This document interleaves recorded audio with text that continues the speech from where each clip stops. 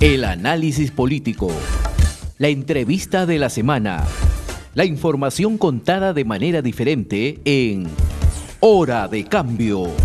Desde estos momentos nos conectamos con el Perú en Hora de Cambio. Si quieres estar bien informado, quédate en Hora de Cambio. Imparcialidad, objetividad al momento de darte las noticias con Hora de Cambio.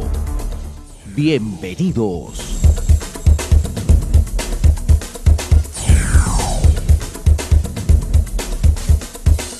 El día viernes salió publicado en el diario oficial El Peruano un decreto supremo por el cual el gobierno pretende democratizar la derrama magisterial modificando prácticamente los estatutos. Hemos escuchado y hemos entrevistado también a diferentes opiniones, pero del punto de vista institucional, del punto de vista gremial, del punto de vista inclusive del propio gobierno, donde los argumentos, más que argumentos constitucionales, son argumentos de carácter político. Es por eso de que ante esta incertidumbre hemos recurrido al doctor Carlos Messía Ramírez, expresidente del Tribunal Constitucional y excongresista, a quien le damos la bienvenida. Doctor Carlos Messía, ¿cómo está? Muy buenos días. ¿Cómo está? Buenos días a ustedes por la invitación a su muy sintonizado programa. ¿Cómo está? Bien. A sus órdenes. Correcto. Comentábamos sobre este decreto supremo que ha dado el gobierno por el cual modifica los estatutos de una institución como es la derrama magisterial, donde prácticamente el gobierno o los gobiernos de turno que han pasado no tienen ninguna presencia económica, digamos así, fondos del Estado que se mantenga, sino más bien esto es una entidad, como ellos lo han calificado, de privada, que se maneja inclusive bajo la supervigilancia de la Superintendencia de Banca y Seguro.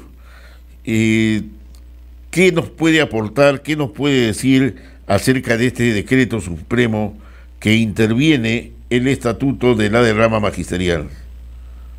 Bueno, fíjese, desde mi punto de vista, el decreto supremo es manifiestamente inconstitucional.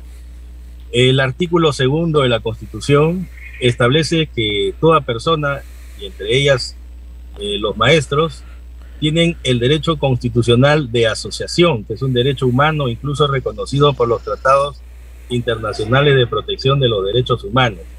Y como derecho humano, este solo puede ser regulado o modificado puede ser restringido o puede ser modulado, regulado mediante una ley, pero tiene que ser una ley formal del Congreso, y el gobierno lo ha hecho a través de un decreto supremo.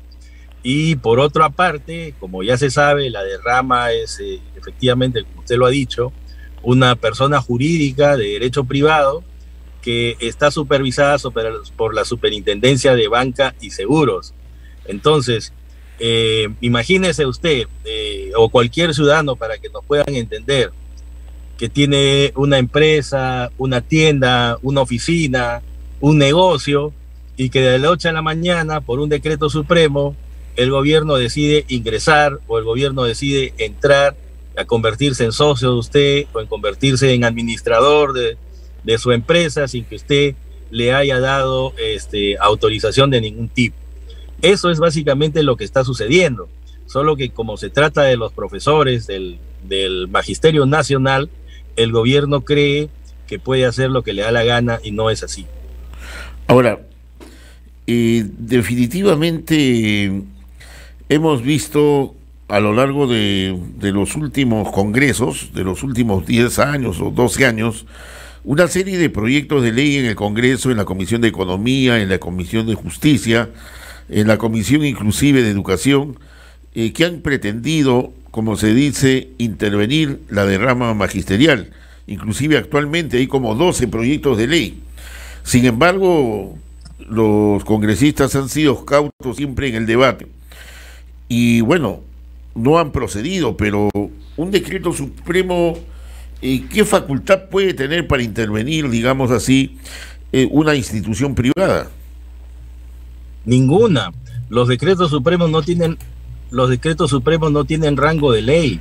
Los decretos supremos, por mandato de la Constitución, tienen como finalidad reglamentar las leyes, pero sin transgredirlas ni desnaturalizarlas. Los decretos supremos no pueden ser un instrumento de invasión de la libertad personal y de la libertad de empresa y de la libertad de asociación. Lo que sucede es que, como es natural en todo tipo de corporaciones, en el Magisterio Nacional también hay grupos, digamos, espíritu de facción, son más de no sé cuántos profesores serán, pero tengo entendido por las noticias que el fondo previsional de la derrama estaría bordeando los 3.000 millones de soles.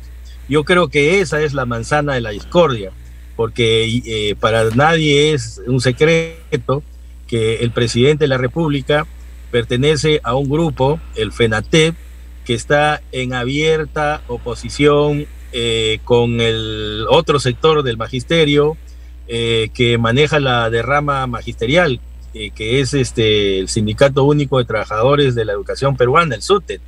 Entonces se trata de una manera muy grosera y abusiva de querer penetrar en una asociación jurídica, en una institución financiera, ¿no es cierto?, manejada por un grupo, quírase o no, pueden haber discrepancias, pero entiendo yo que si tiene una superintendencia de la banca y seguros y no ha sido cerrada ni intervenida por esta organización, que es la única organización, la superintendencia, que puede tener algún tipo de injerencia en la derrama, entonces el acto deviene manifiestamente ilegítimo, ¿no?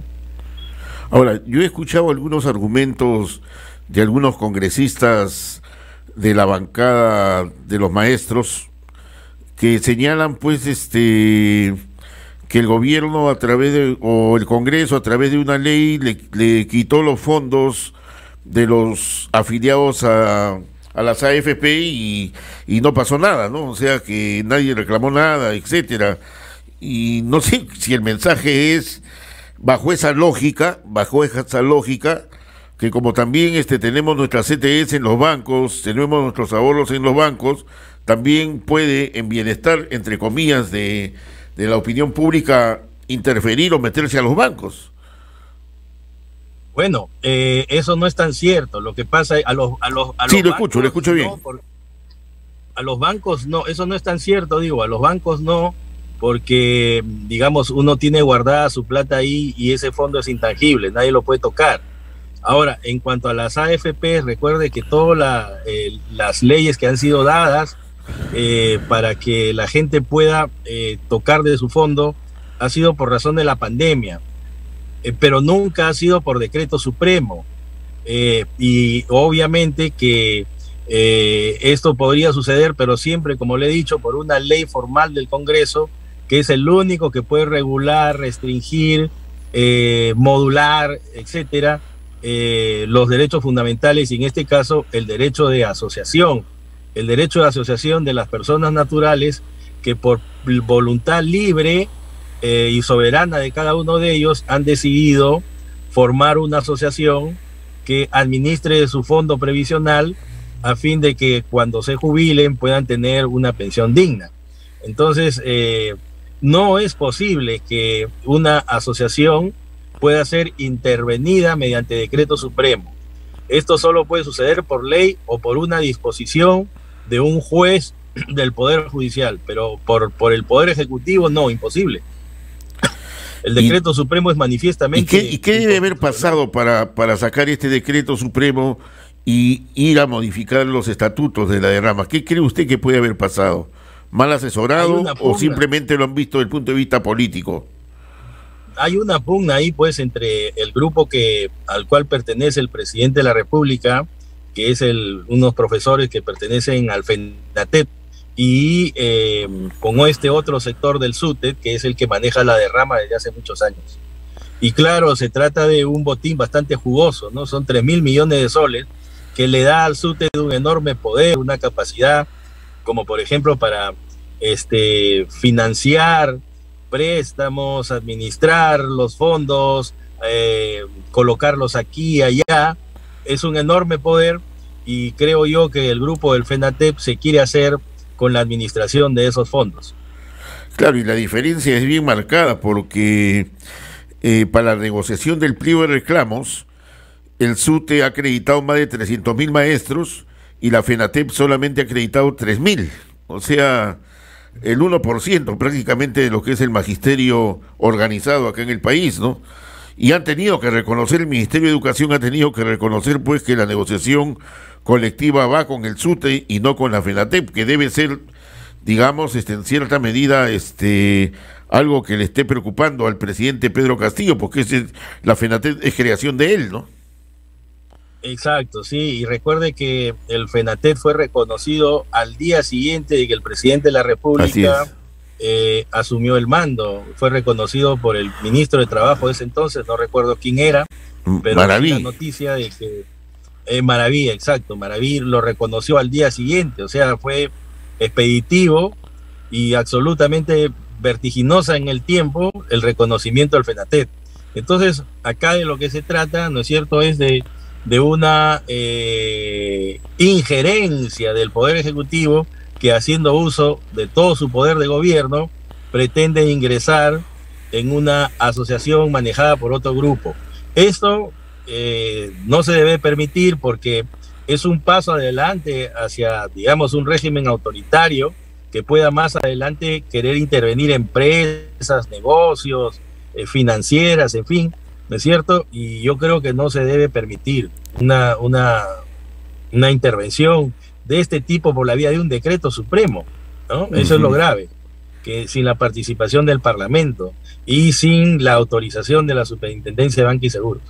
Ahora, ¿usted qué le aconsejaría a los representantes de la derrama magisterial? Porque no sé si este decreto supremo tiene la facultad de intervenir directamente al estatuto o va a tener que pasar todo un proceso, digamos, de formar un comité electoral, formar convocatorias, etcétera. Aquí lo más sencillo que puede hacer los dirigentes de la derrama magisterial es interponer inmediatamente una acción popular, no una acción de inconstitucionalidad, porque la acción de inconstitucionalidad es para derogar o impugnar leyes del Parlamento, mientras que la acción popular es una acción para impugnar decretos supremos, que son normas inferiores a la ley. Mientras que la acción de inconstitucionalidad se dirige al Tribunal Constitucional, la acción popular es ante la Corte Superior de Lima, que dirime en primera instancia, y la Suprema Corte del Perú en segunda y definitiva. Ahora, eso es lo que queda, la acción popular. Correcto. En un extremo, digamos así, ¿el gobierno puede intervenir por la fuerza de la derrama? O sea, ocupar sus instalaciones. No, eso es imposible. Imposible. Eso sería invasión de muchas cosas. En primer lugar, del domicilio. En segundo lugar, intervención digamos, de los papeles, de los documentos que son privados, y eso no se puede hacer si no es a través de autorización judicial. Recurriendo a su capacidad, la experiencia que usted tiene, porque usted es de los pocos miembros que ha sido presidente del Tribunal Constitucional, pero también a la vez ha sido congresista, y un prestigioso congresista de la República, porque en muchas coyunturas ha aclarado temas que venían en debates políticos, pero no constitucionales. La pregunta es, el gobierno, en este caso el presidente de la República y el ministro de Educación, ¿han incurrido en alguna acción ilegal o gubernamental con este decreto supremo? Bueno, claro que yo diría que es una acción ilegal y además inconstitucional, como lo he señalado, porque digamos, ilegal porque pasa por encima de las regulaciones que hay sobre las entidades financieras, y la derrama lo es. Las entidades financieras están supervisadas por la Superintendencia de Banca, entonces ella es la única que puede intervenir sobre una entidad financiera como la derrama. Y en segundo lugar, es un decreto, eso es violación de la ley. Y también hay una violación de la Constitución cuando se pretende cambiar los estatutos de una organización jurídica, ¿no es cierto?, por la vía de un decreto, de una firma, de un documento firmado por él y su ministro que la refrenda. Eso no puede ser posible. O sea, el presidente está cayendo en un exceso de voluntarismo, de querer solucionar sus diferencias con el SUTEP, digamos, por la vía de la fuerza, ¿no es cierto?, revistiéndola de una formalidad, la formalidad del decreto supremo, cuando en el fondo podríamos, esta es una metáfora, decir que el presidente quiere entrar a patadas en la derrama, ¿no? Y eso no es así. Un orden constitucional no permite este tipo de actitudes. Ahora, interesante la respuesta, y la pregunta sería, ¿es plausible el gobierno o el ministro o el presidente de alguna denuncia en relación a esta actitud asumida por el decreto supremo de intervenir una institución con las características que tiene la derrama?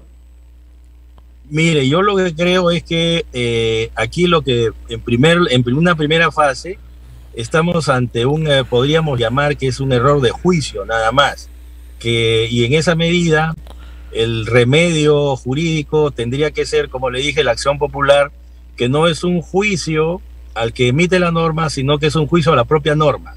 O sea, los jueces tendrán que evaluar la legalidad y la constitucionalidad del decreto y nada más, ¿no es cierto? Pero lo otro simplemente es una evaluación que tendrá que hacerse a partir de actos de ejecución que puedan llevarse a posteriori como resultado de, digamos, basados o fundamentados en el decreto supremo que se haya dado. Bien, pero mientras solo tengamos la norma abstracta, la norma publicada en el diario oficial del peruano, sin que tenga actos de ejecución, yo creo que lo único que queda es simplemente esperar a ver cómo se desarrolla en los próximos días los acontecimientos. Pero por ahora creo que lo único que queda, digamos, desde un marco de prudencia, es que la derrama, en el marco del derecho, establezca una acción popular para que se ejerza un juicio del decreto supremo. Todavía no un juicio sobre la actuación del presidente Castillo y su ministro que ha refrendado el decreto, ¿no? Claro, porque ya el decreto supremo ha sido promulgado y esto ha generado también, me imagino, reacciones de los maestros. Son más de 250.000 maestros a nivel nacional que están afiliados, digamos así, en forma voluntaria a la derrama magisterial, ¿no? También la gente se preguntará, ¿y ahora va a continuar, no va a continuar? Ya generó un prejuicio, ¿no?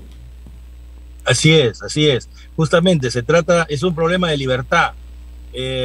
Este gran economista liberal, Friedrich von Hayek, decía que cuando se empieza por sojuzgar la libertad económica, tarde o temprano se termina también pisoteando la libertad personal. Muy bien. Muchas gracias por la participación del doctor Carlos Mejía Ramírez, y no sé si está apurado, pero quería quitarle unos minutitos nomás breves en relación a esta ley, ya, porque esto ha sido presentada como proyecto de ley en torno a la reserva de las opiniones en los casos de las investigaciones fiscales, que a nuestro modo de ver tiene prácticamente nombre propio, ¿no? ¿Qué opinión le merece ello? Bueno, la verdad que me va a disculpar, pero no he tenido opinión todavía de leer este proyecto de ley que tengo entendido está refrendado y respaldado por la congresista de Alianza para el Progreso, Gladys Echaíz, que ha sido ex fiscal de la Nación, ¿no es cierto? No tengo en verdad un juicio ya establecido, porque no he tenido, se lo digo con sinceridad, tendría que mentir. Perfecto. Y no se trata de eso.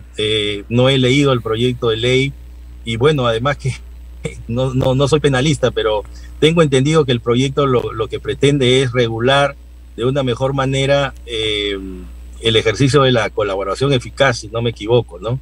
Pero no conozco en verdad los alcances del proyecto de ley. Perfecto. De todas maneras, muy agradecido, doctor Carlos Mejía Ramírez, expresidente del Tribunal Constitucional y ex congresista de la República. Muchas gracias por su participación.